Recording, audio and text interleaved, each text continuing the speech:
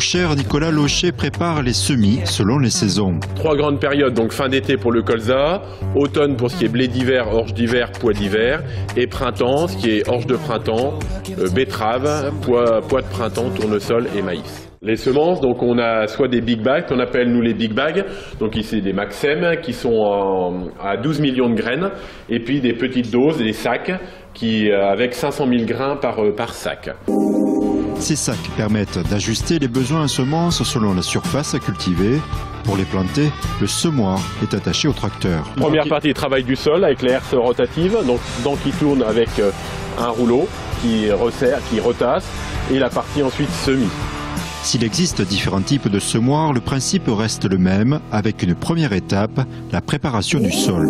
Le sol a des fois besoin d'être remué avant le passage du semoir, donc besoin d'être retravaillé pour être aéré. Ce sont des dents qui tournent, qui mélangent la terre. Si le sol est trop tassé, le soc derrière ne peut pas enterrer le grain. La deuxième partie du semoir permet d'enfoncer le grain 1 cm sous terre environ.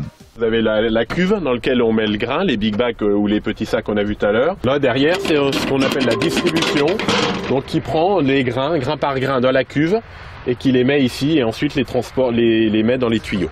Pour être plus précis, les grains sont littéralement soufflés dans les tuyaux. Ils sont une trentaine sur ce semoir. L'air propulse le grain jusqu'en bas, jusque dans le soc, qui dépose le grain dans la terre, vraiment dans la terre, qui creuse un sillon, et ensuite la herse qui remet de la terre sur le grain. La densité, donc on la règle par la vitesse auquel tournent les ergots tout à l'heure qui prenaient le grain dans la cuve. Ce qui est le plus fort en densité, ce sont les céréales, parce qu'on sème à 300 grains au mètre carré. Ce qui est le plus faible en densité, c'est les colzas, puisque les colzas, on sème ça à 30 grains au mètre carré. Si le semoir est avant tout un outil mécanique, le savoir-faire de l'agriculteur rentre en jeu depuis le poste de conduite. Je peux contrôler la profondeur de travail du sol sur la molette qui est là.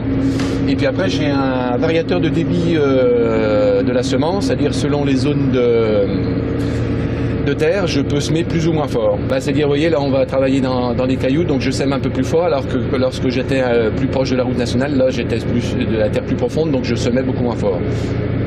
Parce que dans les terres les plus difficiles, si vous voulez, on se retrouve avec des grains qui sont en conditions plus difficiles, donc qui vont avoir tendance à moins faire d'épis.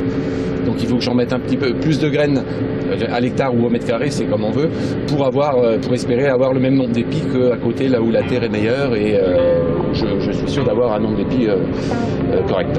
Durant l'hiver, sous terre, les graines préparent leurs racines. Les tiges sortiront de terre au printemps avant d'être moissonnées durant l'été. Bon, au final, on espère obtenir à peu près 7 tonnes et demie de blé à l'hectare.